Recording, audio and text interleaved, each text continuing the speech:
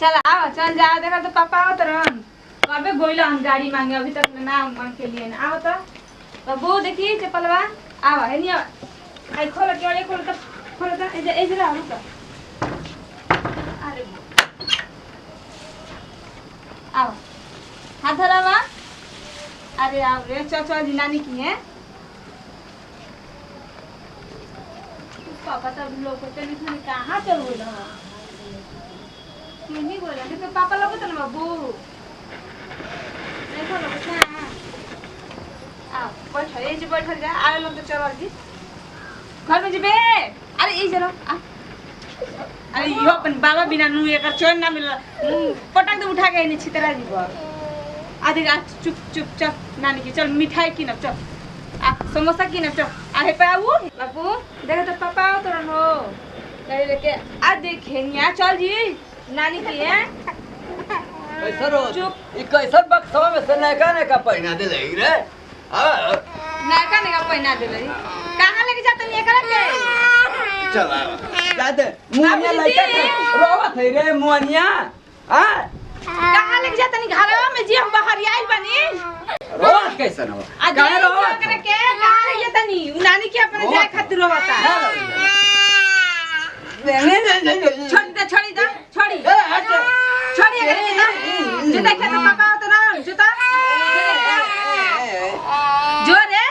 यो ना पहना दे रे मैं बक्सवा में से कुल नैका कपड़वा रे कहां कुल जा का तब से चिरा कब से कहा तरी जा तरी नहीं यार नहीं यार हां एक नानी फोन कर ले जा तरी बुलावती है एक नानी का हो गई उलट के निका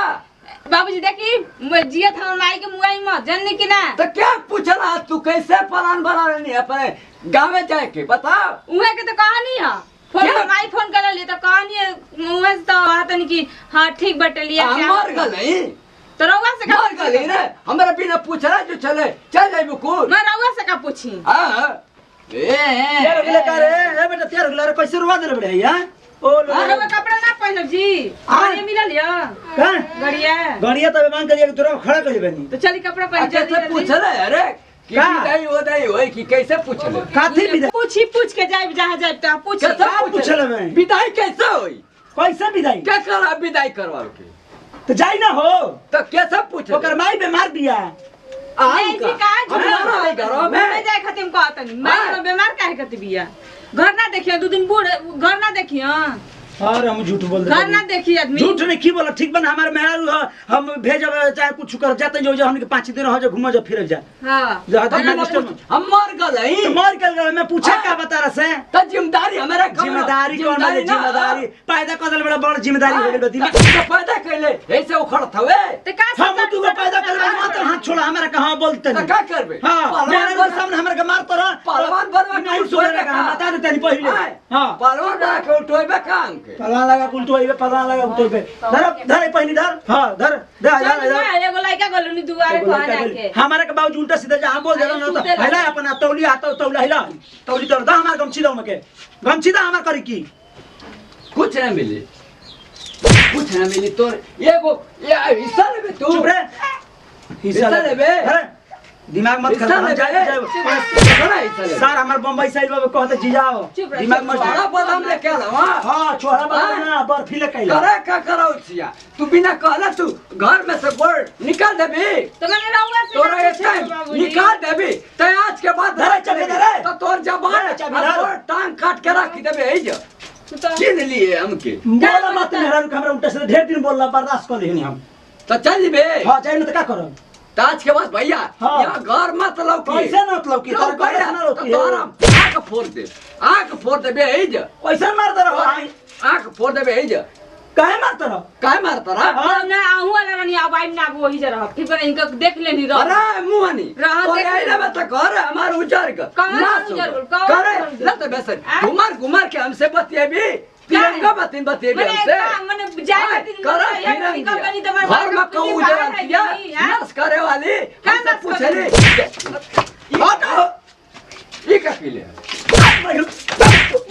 आय तो के अब आई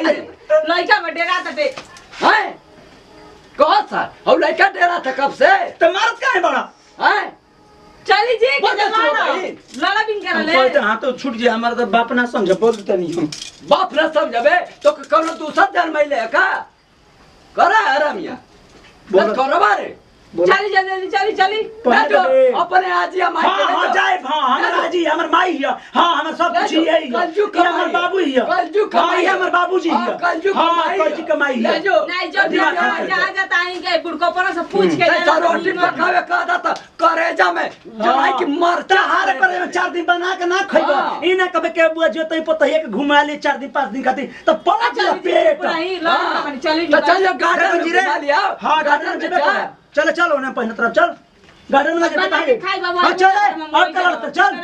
चल कह देता नहीं अब ना ठीक बा चल रे घर द्वार संभाल ठीक बा देखा मुला कहां तक चले के ई घरवा बा कि रह जात हो नहीं तो कहीं औरी बियाह शादी भल होत ना तो तोहार उजर गलत कुल बताओ हो बिना बातें चीज कब न विदाई सिदाई का पते ना हमके आई ससुरा कब विदाई कर देला हैं हरमिया रे ए खरावा ले जाओ मेहर मौगिया के रे जो आज के बाद घरे आ गईला तब मारा तू लाट दे हैं ससुर कहिन का कहत हवा कि चला तोरे पीछे पीछे चला साथ देखी चला और एक लड़ते रहबे हां आओ उ कहां ले ढूंढना हां चली हो जाएगा द्वारा पहुंच चल के ले यही से कहते हैं खुटू खुटू चलो तो मुंह पोछ तर चल रे बाबा चल हम आउ चलबे कर तू कहां हो हम आउ ई कहां बहरिया तोरे तोरा ससुररिया वो में टीका वो जे खाई वो जे पिए हमें क्या करे तू जाके? नहीं के पैसा कर जो हो जा नहीं खे हो जा ना कर नहीं खे कर जो फाटा तो तोरे माई आ अरे इधर नु समझा हम चल बताई छी मैं मौ कपड़ा ले टच है ले का घरे है लेके जा हट से जा जा ओए चल तोरा ससुररिया चल है घरे चल ए जा चल हट जा ना जा चल चल कहाँ जाई चल। चल चल। हम आउ चलबे कर चल चल कहां जी बाबूजी चल कहाँ जाई? वही हम आउ ठेरा बेड़ा बानब ठेला मेरा ऐसे के देखी हाँ, ऐसे के देखी कहे उजरांतिया कि मुंह उजरांत जाता नहीं, मन नहीं है ना। उजरांतिया रे ए जे तोरे ला शरम बा है घरवा के नहीं आरी चले। राजी बाबा नहीं आरी हां के होना जी चल कहाँ ना क्यों? चले के होना जी ना ना के होना जी चल चल के होना जी चल कैसा करे जो कर फाटत चल जा कर जा पर मोहब्बत आवाज ना जाए तो बताई ना जाए फाटत जा जा तू जा हम निकल जा तू जा कहे ना फाटत जी के हो जा तो सुबह छोड़ के जाए चल जी अरे ना कहे फाटत कह जा पीछा में लगा चल चले मैं घर में उठ के चाहिए घर में चल जा हटे चला चली जब कहते हैं बाबूजी ने जायद आदमी नहीं हरन तो हम बोलते हैं कि ना पहले के चल हम आउ चलबे करब चल हमने का कर जीवो जे का कर ओ जे धाई अनाज धइल बड़ा ओइ जे ई अनाज हम तो जे दामाद हई त हमर का अनाज मिली खाए के मिली हां तो ओइ जे कमाउ सब दे समझी हो दे समझी है तारा के जो एक लोटा पानी ना पूछी हां तोर हमार अनोरा तो तोर ओ जे घरवा कनो तोर माई मर ना जाए हां बुढ़ऊ ना जाए बुढ़ को चल चल बच्चा बोला से लइका के हमरा ओट सुख गइल चलिए। ओट सुख गई चल ना जी के दही दही चल केहू ना चल चल घर चल ना जाए केहू घर चल हट हम ले चल अब हम दिन निकाल के जाए चल चल ना जा जा जा अरे के चलबा सार लेके चला करे जा फटो तो चला एकर मौत अब हम जानत रहे कि बुढ़ कोपन ना जाए दी हमरा के डाई के रख देले बा एकर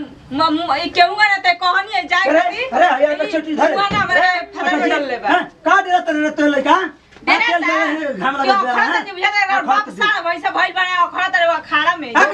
बाप साढ़ रे अरमिया कहीं का हम साढ़ लोग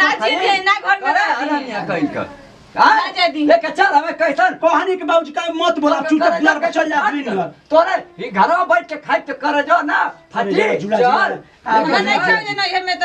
चल करे जावा यही तरीके बोलत खत्म हो जीबो यही तरीके खत्म हो जीबा सारे एकदम से हरमिया रखा मार तर ना मार ला हम मार ला बैठल हां बात रात के जाई